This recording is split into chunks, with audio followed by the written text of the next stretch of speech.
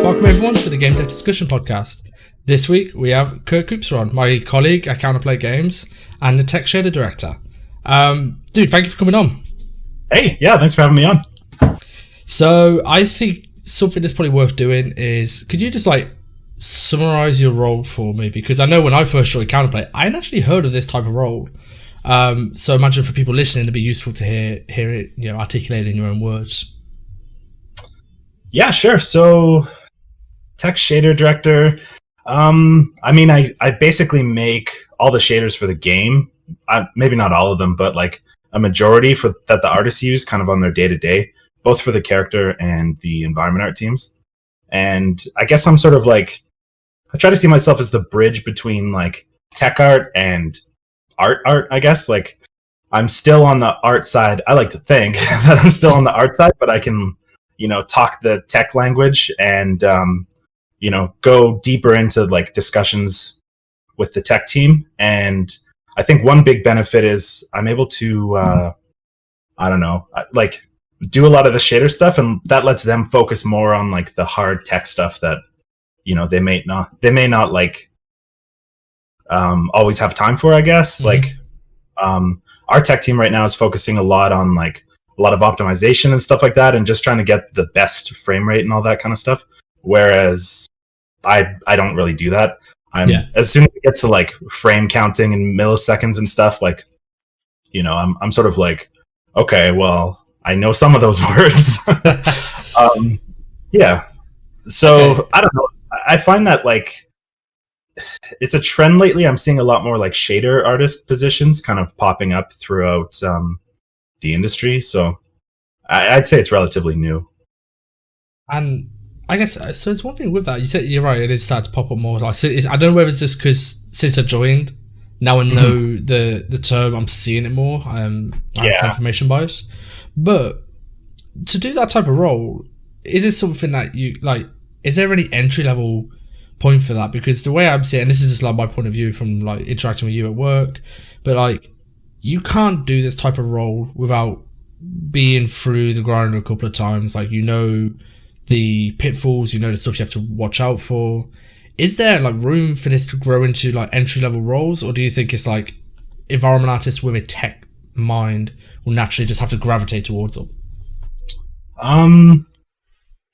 Yeah, I feel at least in my experience, I definitely had to get the basic environment art work under my belt, I suppose. And then I found a lot of interest in shaders and shader development and stuff. So I started to just dabble and basically bug tech people and ask questions and stuff like that. And I would say over the years, the first time I did shader stuff was on Gears 4, and I was helping with some of the Swarm stuff. And then when I was on Star Wars, I did this big ship thing, and then I spent more and more time just doing shader stuff, and I think I sort of proved that there's a value to it. Mm-hmm. Then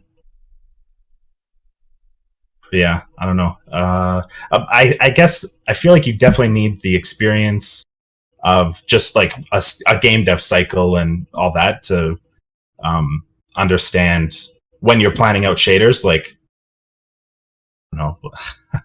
I guess I sort of lost the plot. Sorry. But knowing that this was a problem later on in the dev cycle, I have been able to sort of anticipate a few of those problems and, make sure that my shaders are built flexible enough to overcome those problems, if that makes sense. I guess you have to probably understand, of all people, you're one of the ones who's going to have to understand the game more than anybody, because you've got to create the tools for the artist to use to build levels. But if you don't, I guess it's not one of these things where it's you could be in your own little bubble and work in a corner and just do your thing. Yeah. You have to be very communicative with, if that's even a word, but with the rest of the team to okay, this round is going to have this thing, so we need to have these tools so our artists can do our thing. But this other area needs this other thing, and you have to be aware of everything and sort of have the big picture, whilst also worried about the tiny little things I can't get this decal to do this exact thing I want for this exact situation. Okay, let me just fix that. Yeah. While keeping your eye on the bigger picture, right? Mm-hmm. Yeah. But with that, Is there like a, so you're still an artist, you said yourself, like you still consider yourself an artist. Is there frustration? Because obviously with the tech side of stuff, it's like, it's about being clever with solutions, and sometimes you need solutions that are broad and can cover multiple bases. You can't have a pre-built shader for every single situation. Does the artist in you sometimes get like, I know this isn't the best solution for this exact specific thing, but this fixes so many other things. Does that sometimes play in your mind? Oh, all the time. It's definitely a balancing act of like the best solution for the time that you have, and being super aware of like, okay, if I do X, then there might be problems with like Y and Z down the road, but it's important to know those problems and just be able to communicate those to people and say, look, I'm going to do this. It's sort of like our best option at the moment. We can sort of circle back and, reassess later. It's quite funny actually. I've literally just thought this, like, isn't the industry, and I'm talking environment artists. I'm not talking, because I know you handle the character stuff as well. Mm-hmm. But environment artists are expected to be more and more tech savvy as we go along. I mean, look at the introduction of Houdini and some of the crazy shit people are doing in Houdini. It started out as like this very specific like niche for like VFX, film, and like a tech artist to create tools. Yeah. But it's becoming more and more like, okay, this is becoming a state. It's kind of like what designer was back in the day when it first came along. It's like, oh, it's nice that you know how to use it. Because right now it's nice if you know Houdini. But it's like, it's slowly becoming more and more essential. Like, are we going to get to the point where it's like, that's a stable tool within an environment artist sort of like arsenal? I don't know. Like, I think that depends on who you talk to. Like, there's been a general trend over the years of just a lot more like specialization and separation of skills, where, I mean, as an extreme example, my old teacher had said when he was getting into the industry, like he made a character, he rigged it, he animated it, he made the environments, and he lit it. And he had job offers to do animation and environments and character art. Obviously, that's not going to happen today. And I just sort of, as the industry progresses, I sort of see more splitting off of different disciplines, just to focus on getting the most quality out of a production, right? Where people are super specialized. So I wouldn't say it's like a must-have tool for every environment artist. I mean, there's going to be a lot of people who are really great at organic sculpting or amazing at hard surface, and I'm definitely not one of those people, but I found that like I enjoy the technical aspects and the problem solving, and it just lets me sort of get around to different teams and try to help everyone out. So just on that point of the fact that the industry is becoming, obviously more and more specialized, like in your opinion, where do you sit on that? Like, 'cause there's pros and cons to both sides, but like anything you've observed where you're like, there's that, it's good that we're specializing because obviously up the skill set. Is it making it more like, okay, you're as an artist? Because there's something I heard, actually, I saw this tweet like not long ago, that being a generalist is a bad thing now, which I completely disagree with. I think being a generalist is very good. Like, if you're good, you have a core skill set, and then you're able to do you can sidestep into skills. But the industry is becoming more specialized, you're right. And then you've got specialities within studios, like some studios still prioritize ZBrush sculpts for like terrain and textures, whereas others are like, okay, do it all procedurally, all Houdini, all like, using trim sheets.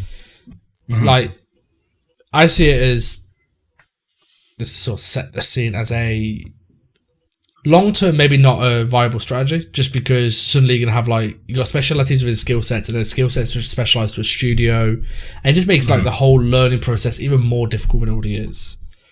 Is there anything you observe where you're like, what you think about that as an idea? Yeah, I don't know. Like, I definitely feel like I've been able to, and in the past I've done like just prop stuff, and I've done like level art stuff. And so being able to see sort of that whole picture is definitely helpful when you're trying to plan and everything. I think there could be a potential risk where people just get so laser focused on like their own lane, I guess.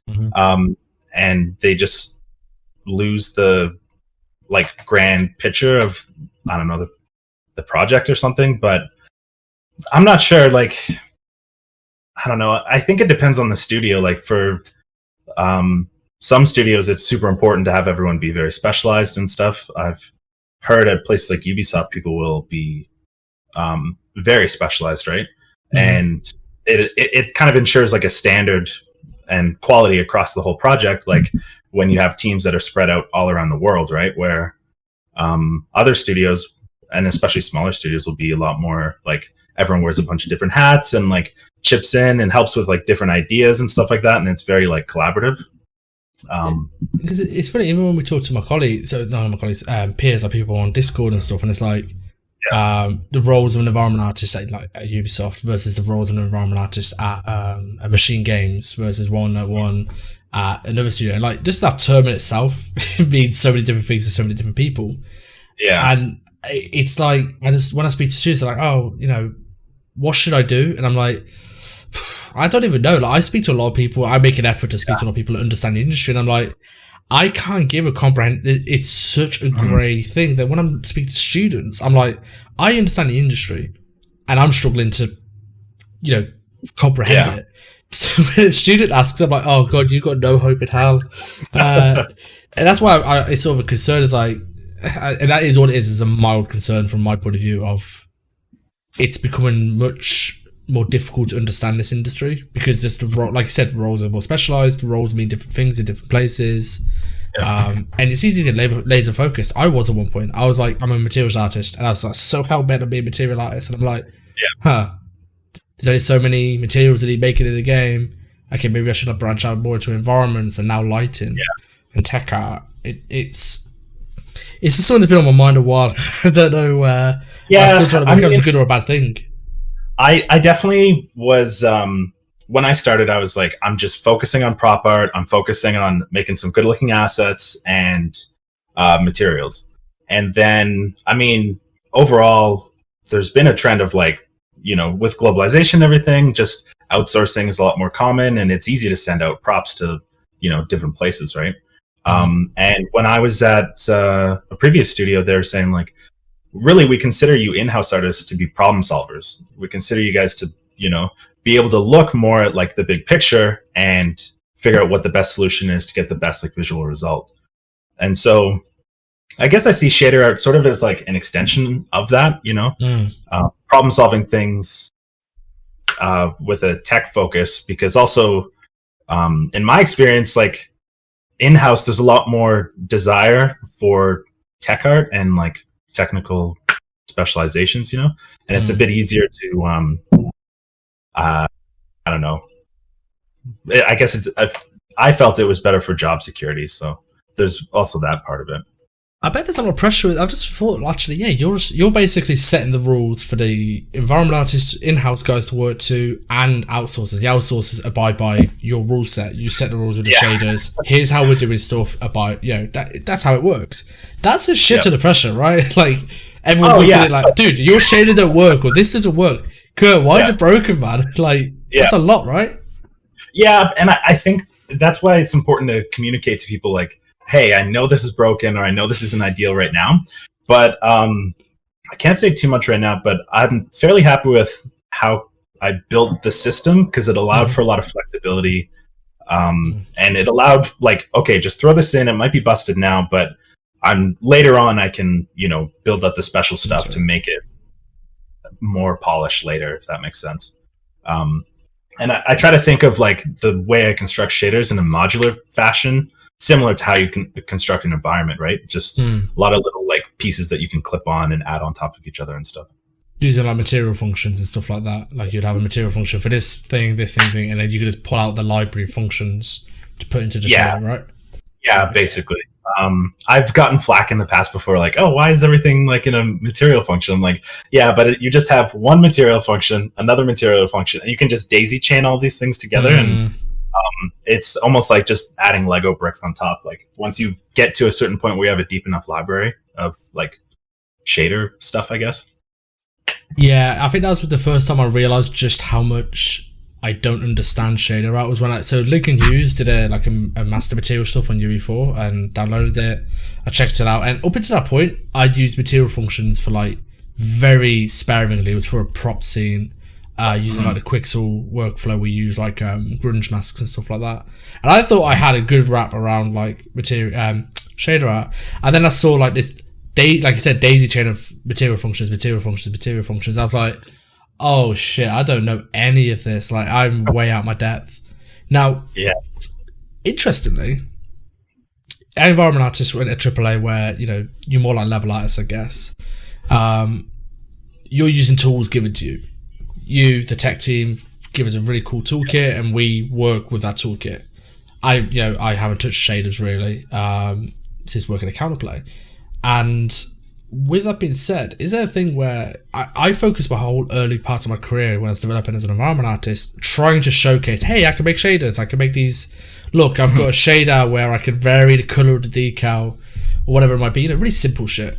But I was really hell bent on trying to showcase that. Yeah. Is there a case to be made that it kind of doesn't matter in AAA because there's going to be a version of you somewhere who's like, no, I've got this really master material shader which you should be using, so we can buy it. So does it make more sense to use pre-existing shaders that you're like, okay, I can use complex shaders, not necessarily know how to make them, but like, is that because students are trying to work out, how do I build my portfolio, and it's a lot of time, right?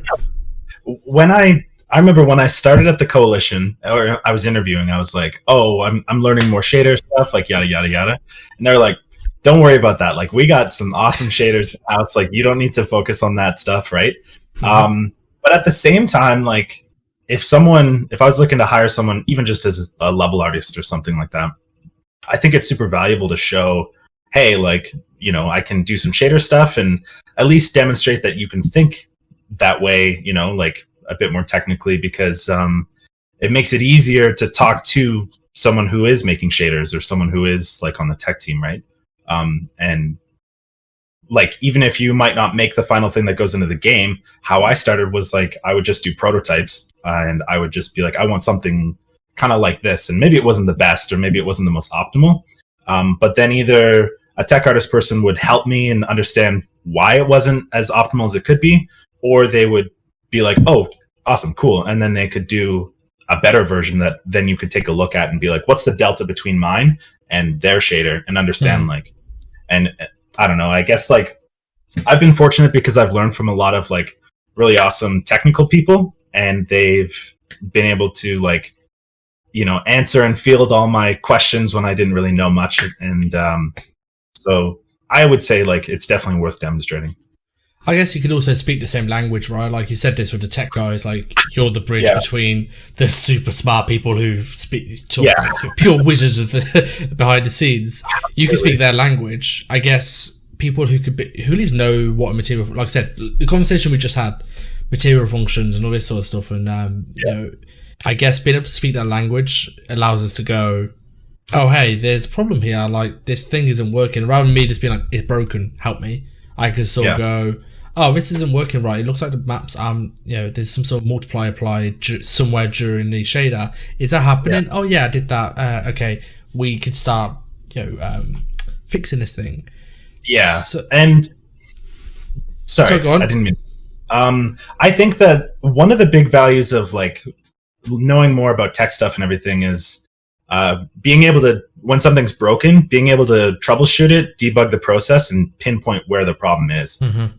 And so even if you're like a level artist or whatever, being able to be like, oh, this is broken, let me try something else. And, you know, being able to say, oh, these things aren't the problem, it's somewhere in this little section, is also very helpful, right? I guess you're going to be split between who, like, from the environment point of view, you're going to probably be spending more time working with asset teams, right? Because level artists are sort of placing the things, but when it comes to shaders, at least, it's like that falls on how the materials are displayed, how the props are displayed. So I guess you spend a lot of time working with them, being like, okay, how do we want this prop to display? How can we make this prop more customizable? Mm-hmm. Your conversation happens more with that team, right? Rather than, and this goes for the shader artists in general, like you'll talk more to the guys making the assets rather than the guys placing the assets. I try not to. I try to talk to everybody fairly equally because I like to understand like the intent of the level artist and what they want to try to do with their environment, and see if there's easy ways that we can build tools to accomplish that. You know what I mean? Yeah. And so like, oh, do you want to do, I don't know, this crazy thing with all these different colors or whatever? Well, what's an easy way that we can, you know, get color variation in your scene without needing to commit to like this pink plaster texture or whatever, you know, like, and trying to build stuff like that. So at first, like, I would say there's phases. Like at first it was like talk a lot with the prop people and just figure that stuff out. Then it was like, okay, what do you need for your levels and everything? And then the final, I guess where I feel like I'm at in this project right now is like doing the custom stuff and the one-off things, like the extra sort of like cherries on a cake. Yeah, exactly. So, yeah. And then aside from that, there's also the parallel of all the character stuff happening too. But yeah. So I think it's probably worth talking about the character side of stuff, because obviously we're both environment artists. You started in prop and environment art, and like it's a really obvious kind of stepping stone. Hey, I need to make materials and trim sheets and tileables and vertex painting, and like, oh, there's a really obvious stepping stone into that. Now the character side of stuff, I think, is not overlooked, but I think like for our side of the community, don't really acknowledge it or think about it. What's some of the stuff you have to do for the character artists, like that's different to the environment artists? Well, skin and hair, those are the big things. Yeah. But aside from that, like just what their base material library and shader should look like, what functionality they need. And another, like something I like to try and ask the lead too is like, is there anything you need from me? Like what's a pain point or whatever from you guys that you're experiencing, and how can I try to help solve that? Right. So yeah, I mean, always trying to push the quality, the resolution, and any new tech features and stuff like that. Like, it's been, I haven't done a lot of character stuff before, and I've done like research and dabbled a bit, but like, it's been a lot of, just learning, I guess, which has been fun.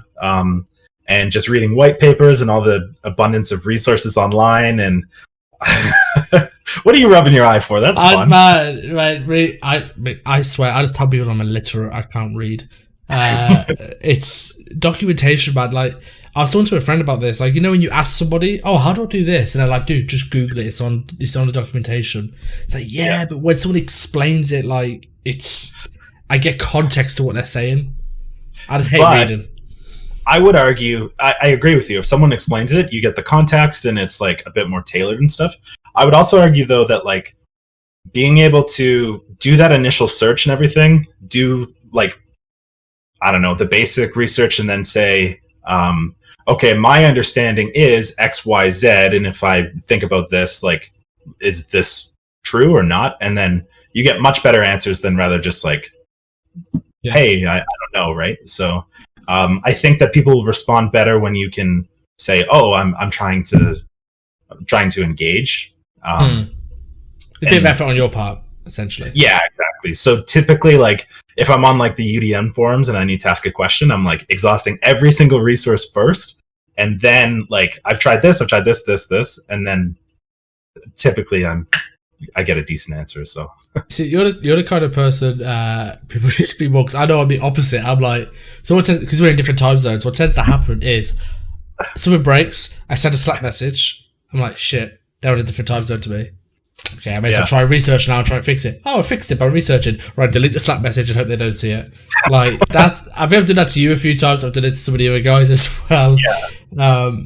Actually, since we're just talking about tech and UDM, have you had it? So we've obviously had a chance for UE5. I like talking to the tech guys, or more technical minded people about UE5. Yeah. What stood out to you? Because everyone says different things. So what for you was the like? Ooh, that's interesting. The real time lighting, like real time GI, looks pretty awesome. I can't wait. Like if it works.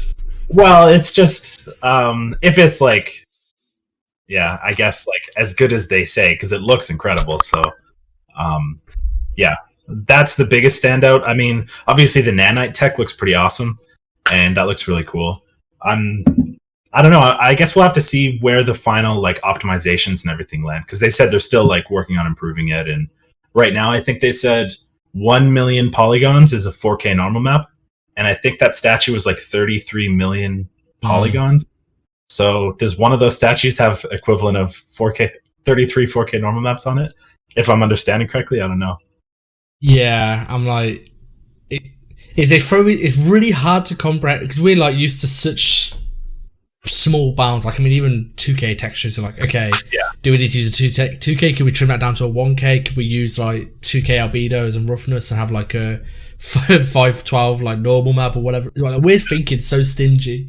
So someone to be like, oh yeah, you can have a million polys and it's not an issue. And it's like, I've got years of muscle memory and ways of thinking to break. I know, it seems like too good to be true. Yeah. And I hope it's true. But another thing, actually, this is like less so on the art side, but is the file management system. So instead of having sub-levels for like Unreal, like you have in Unreal 4, with Unreal 5, there's like each asset is its own like file. So I think they're saying people can work simultaneously in a level or something like that. And yeah, unless you're seeing live updates, I mean, that would be amazing. Oh, dude, could you imagine a bunch of artists working? Yeah, I definitely don't think that. I don't know if it's like, I don't know how it'll work, but they had mentioned that there's not going to be sub levels. I think it was in that Unreal talk. Yeah, no, I do remember. So I'm just curious to see like the practical applications and how people can use this new like tech and everything, and how they can push the boundaries on it. Hopefully it's just an option. Like, it's an option to do it this way, because the sub-level system is it's robust. It does its job. Yeah. It would be hard because, I mean, especially at work, we're like, I'm just checking out this sub-level, right? Whereas, like, what would that functionally look like in a production, right? Like, don't touch this one rock here. Yeah. So, I don't know. I mean, I think they need to, I can't wait for UDIMs to become USD to become the standard file type anyway. Because with these numbers they're throwing around for file types, I mean, it's already a nightmare managing our files on projects. You know, a 4K texture is huge. If we're now going to, like I said, that statue was 33 million polys. That's got to get stored somewhere. That's got to be loaded in. That's got to have like the textures to go with it. So I'm kind of like, okay, my PC as it is chugging and working with it, like, you know, using the file sizes we have now. So I'm like, okay, now we're going to time this by 100. How do we actually work with these files? Like, these are big textures. Yeah, that's what I'm excited to see, though, because, I mean, Epic is, like, you know, they know what they're doing, right? Yeah, so I don't think they're just going to be like, oh, drop it, and then it's not, like, usable in a day-to-day environment. Like, so, you know, when they are showing all these features, I'm like, cool, I can't wait to actually get your hands on it, you know? I know there's a video which did the rounds straight after the UE5 demo where it was someone talking back in 2011 about, like, we currently have OpenGL and DirectX. It's like a completely different backend writer, and I was like, I didn't even know about this video until the UE5 thing came around, and everyone's like, maybe this is what they've been talking. They talked about this like 10 years ago. Like, this is how long they've been planning. I can't remember exactly what it was. It was to do with how they handled the G buffer.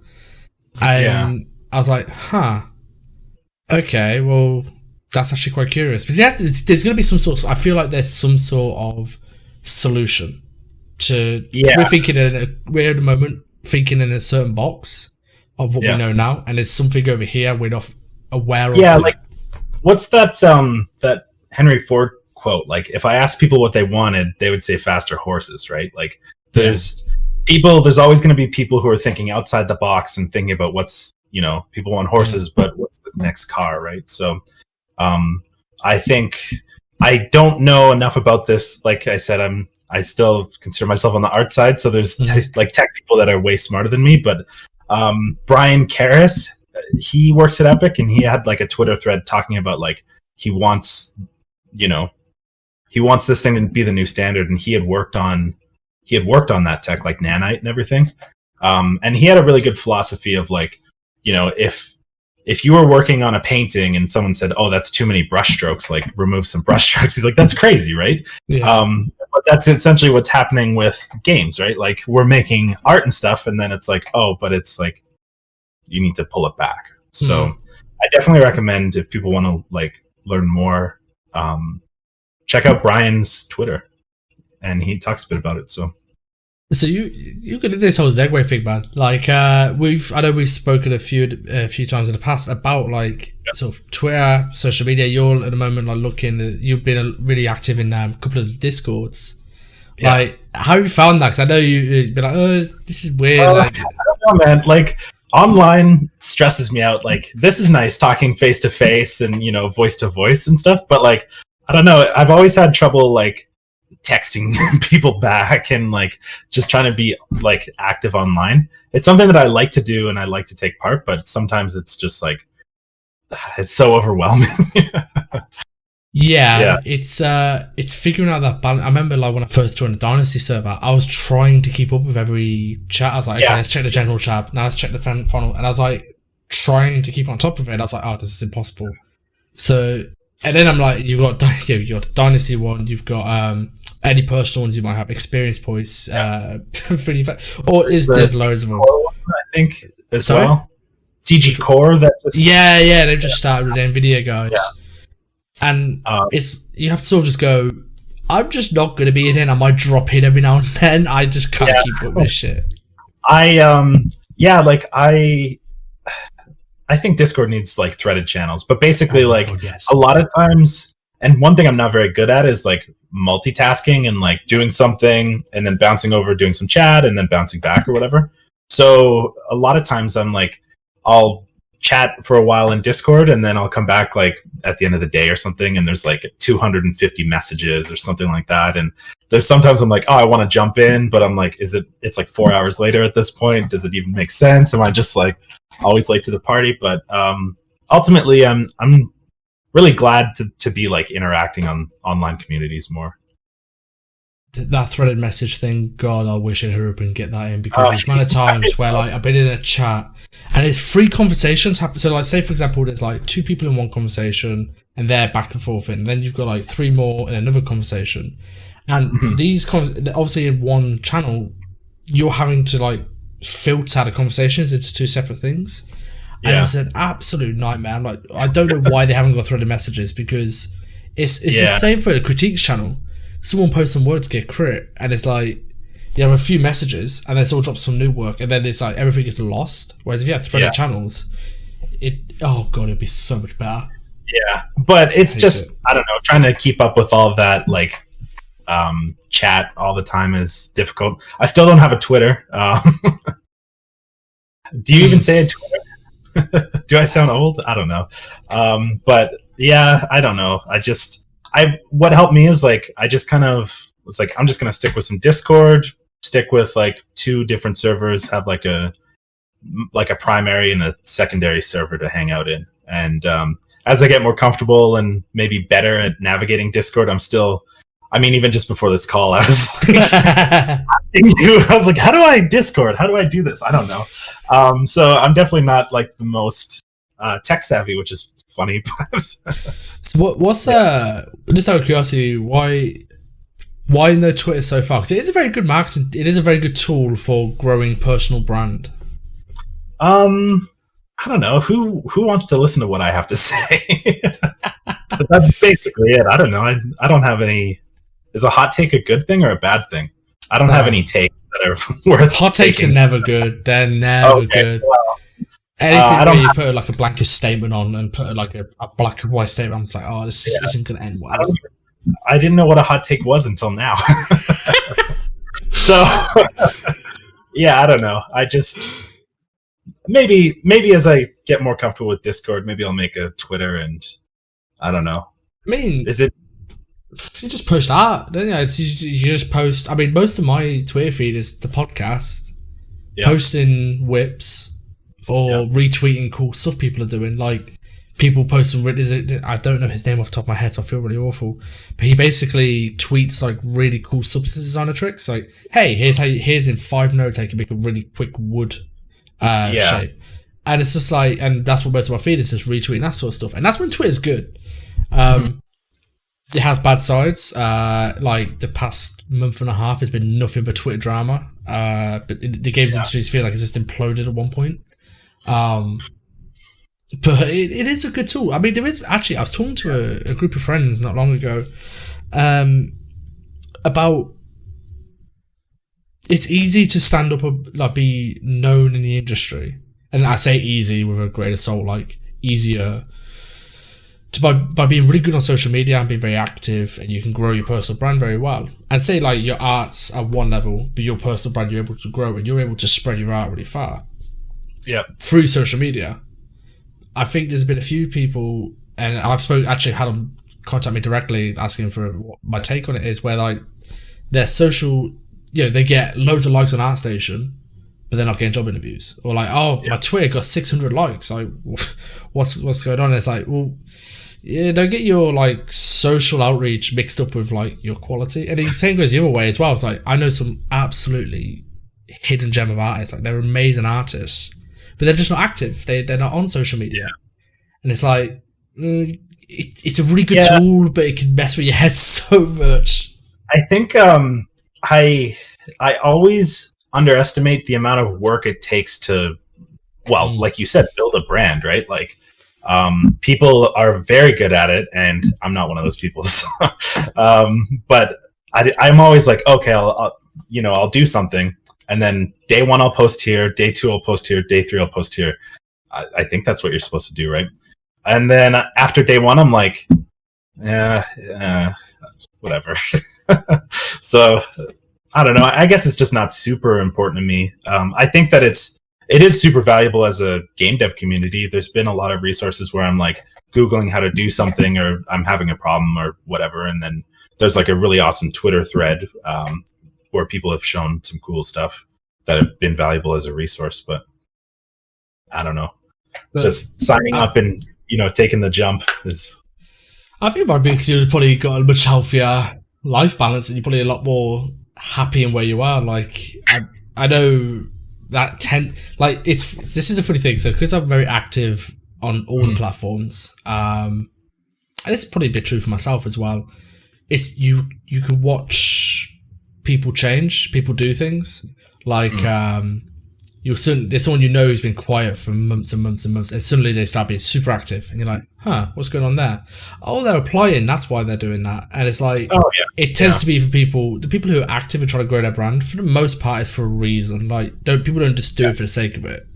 So maybe that's why you don't feel the urge to, like, you've got this portfolio and rep where it's like, people know who you are. They know your work, your art station speaks for itself. So maybe that's part of it. Like, there's no need for you to do it right now. Yeah. I mean, maybe. I guess so. Like, I've heard of people when they're trying to like get a job in the States and they need visas and stuff like that, they'll like start to,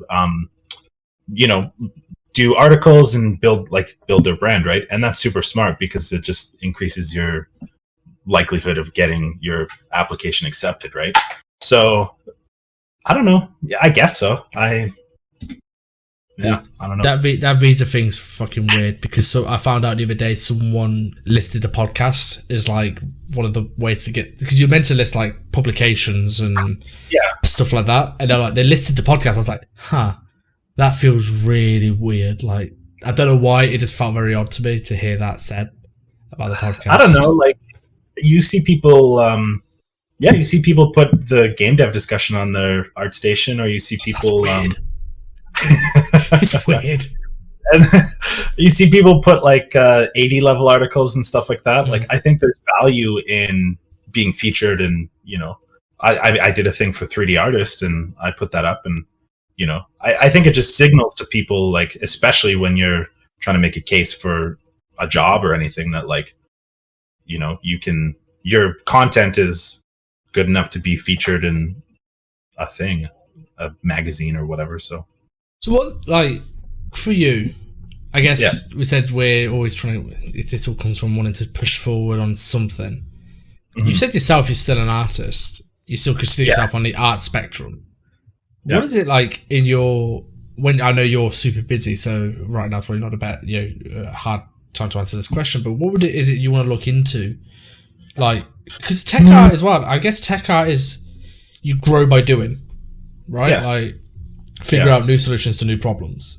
From an art point of view, it tends to be like, I want to just do this things, skill, whatever it might be. What is it you're at the moment like? Okay, I want to grow into in a moment.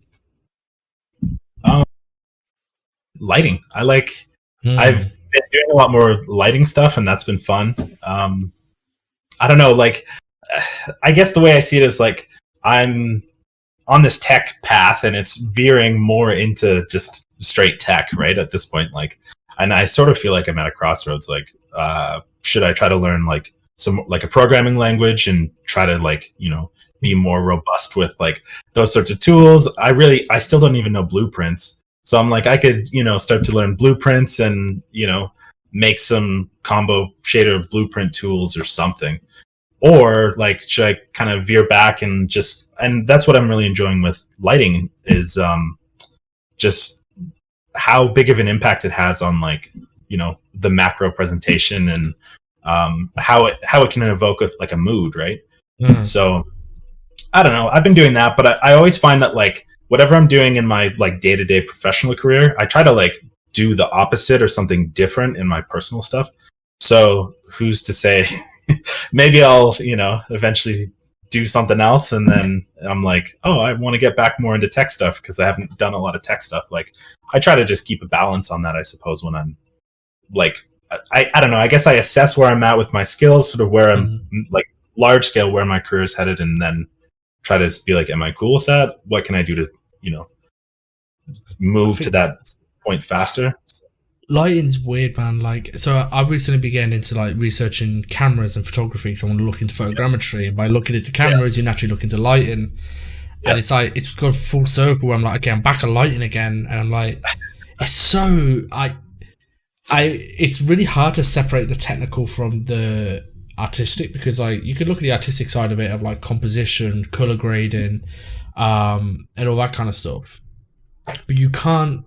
Like, and that's the fun stuff, isn't it? That's the stuff which is really nice to get craft seeds. But then it's like you've got this technical stuff, and like the Brian and Lou's of the world, who actually could look at a lighting problem and understand the problem of it. Yeah. But with Cerberus, him like explaining to me, I was like, oh yeah, so my lighting isn't doing this thing. Oh yeah, that's because of tone mappers, and you need. And he went down this rabbit hole explaining. My mind just went, psh. It's just eyes open. I'm like, I want to get into this, but it's so big. It's so much bigger than I ever imagined. I definitely think, like he's one of those people that it's like uses tech as like a tool to improve their art and stuff like that, and as a better understanding. And whenever he like throws down knowledge in a Discord, I'm like just taking notes, right? Like that guy's awesome. His Twitter's golden. Yeah. Oh, see, maybe I got to. Yeah.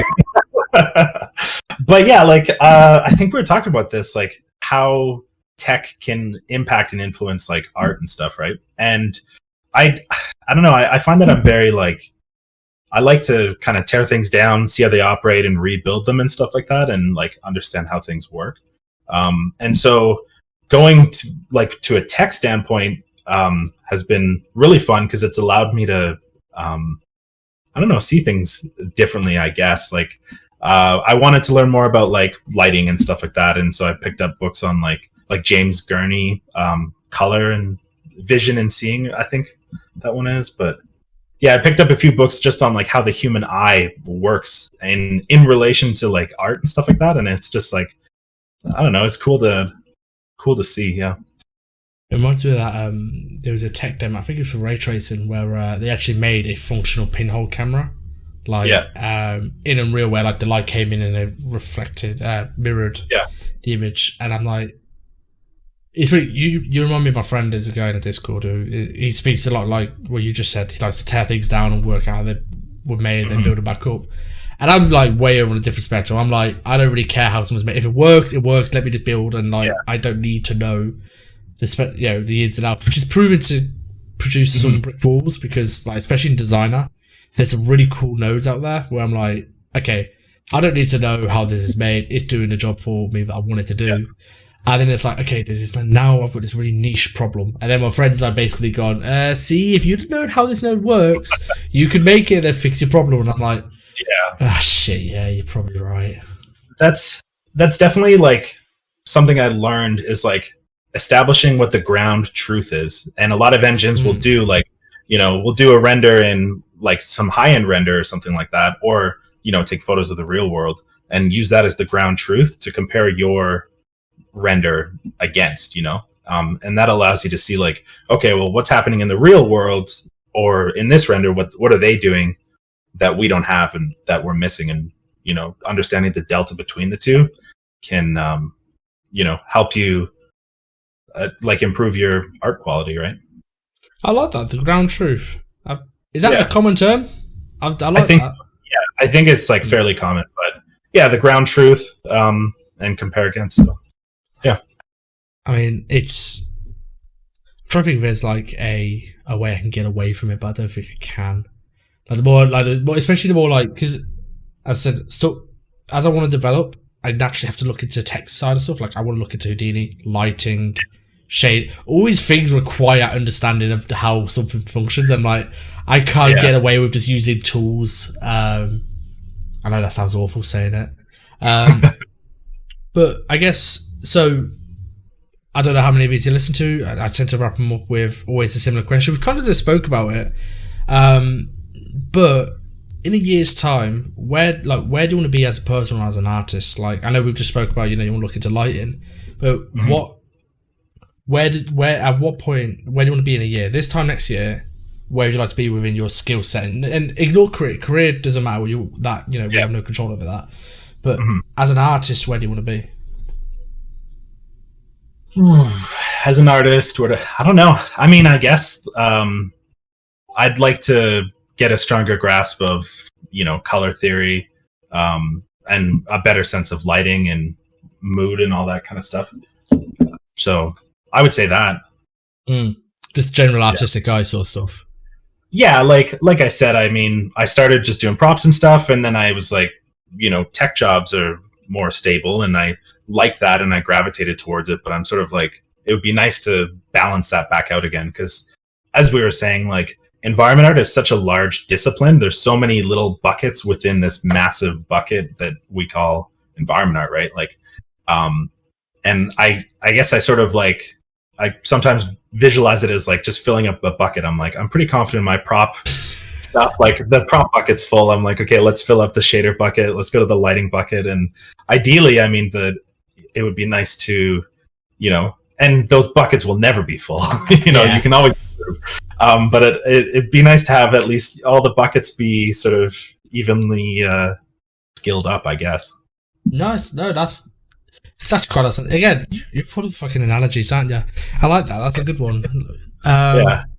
But Kurt, man, it's been a pleasure talking. I know we talk a lot anyway, but it's been really. I think this has been really valuable from the artistic tech guys out there, because there are a lot of them, and they kind of go, tech artist, what am I? And I think you kind of like said, you're like happy medium where you could lean either way where you need to. So thank you for coming on.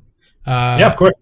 Everyone listening, remember to like, follow, share, subscribe, because obviously the more people who get to hear the fantastic stuff that Kurt has to say, the more people can learn. So I'll catch you next week, guys, and tune in.